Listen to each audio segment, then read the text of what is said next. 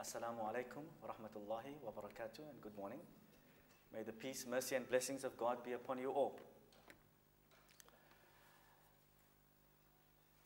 I have an overt slide which I'd like to show, and there's one picture that I think we should never forget.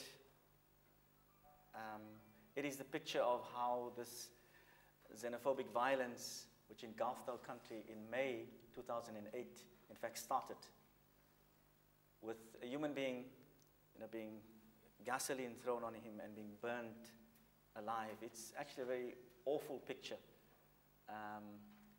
Maybe if we can just move to the next picture, Khalid. And I think this picture, if you go onto the website, it was beamed all over the world. It's a very awful picture, and it's something that we should keep, with us, because it's really should move us to think about what kind of a moral fiber is our country all about. Can we move on? It shattered our confidence in the civility and the moral fiber of South African society, and that's why we're here. We need to try to identify the root causes of this problem.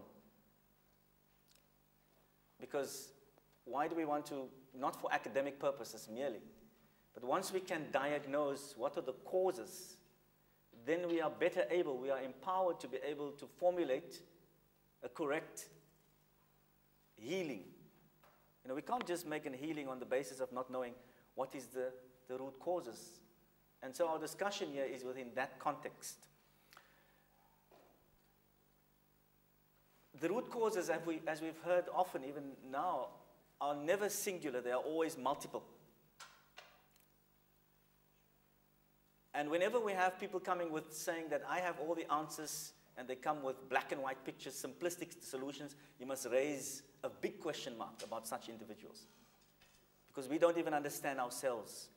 We are complex beings, and sometimes, we act in crazy ways because we carry this baggage. And so the struggle of a believer is always, it's a lifelong process to try to understand yourself and to heal and to move closer to God. So human problems are very complex, and they are multiple.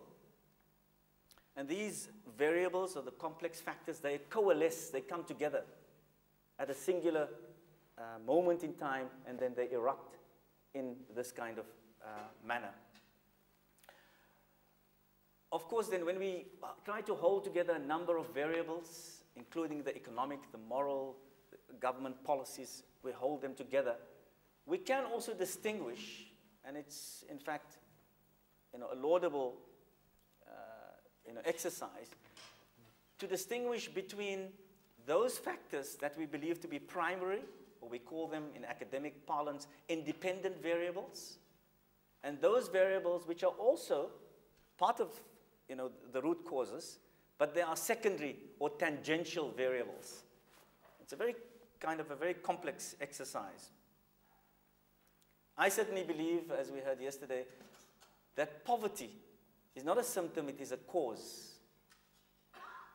Is it a primary variable or I think it's a primary variable. But does it stand on its own? No. It has to interact with a number of other factors in producing a particular conflict. Now, we have had a number of analyses about this particular problem, sometimes what I believe to be paternalistic analyses, offering simplistic solution to this very complex scourge. And sometimes if human beings say that they don't know, it's fine. Why can't we just say we don't know? Why should that be a problem? In fact, I have a problem with those who say that we know everything and we know the answers to everything. That's where we have to have a problem. Because we are frail human beings. وَخُلِقَ الْإِنسَانُ ضَعِيفًا. God created us weak. And we have to come to the great knowledge and human problems with humility. So we have these ideas, and one of, for example, is an idea of a third force. I'm sure you've heard about that.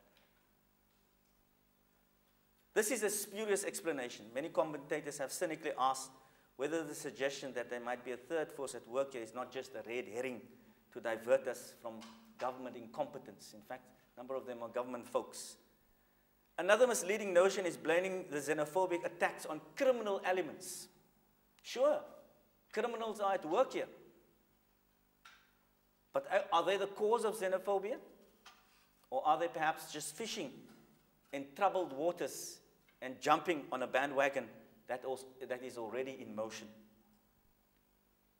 A far more plausible cause and explanation, as I said, is the scourge of poverty that has become pervasive in post-apartheid South Africa. And I think perhaps, I'm not an economist, but as religious folks, we should perhaps get some of our best minds who are economists to address this particular problem and to come up with not just criticizing government, but saying, here we are with some solutions, or at least modest contributions towards healing this structural problem of the growing inequalities of wealth. Another credible reason, as we've already spoken about, is the lack of an effective public policy to deal with the large numbers of people entering South Africa. A number of agencies, including South African Institute of Race Relations, the Treatment Action Campaign, have for a long time now criticized government's handling of so-called foreign nationals and the festering problem of xenophobia. According to them, xenophobia is an ongoing problem, which the government has never addressed seriously and comprehensively.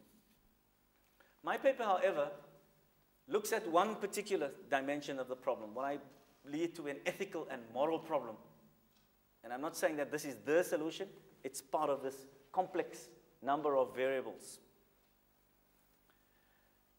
Many of the analysis of the root causes of xenophobia that are offered are dominated by perspectives and attitudes that I believe are not based on sound moral foundations, but rather on arguments that I would like to call moral expediency. I'm going to give you some examples.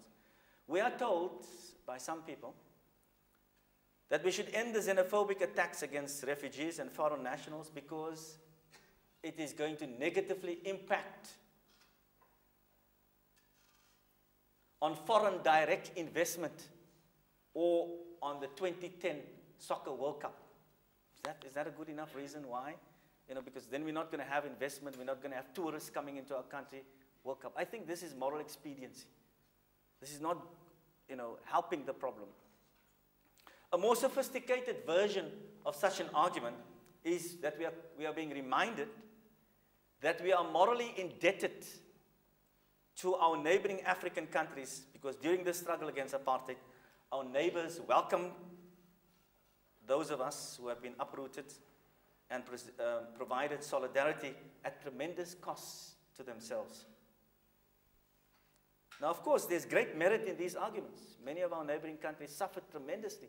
South African Defence Force used to go into these countries and decimate them as a result of them showing solidarity with the anti-apartheid struggle. I humbly believe, however, them to be, from a moral perspective, inadequate.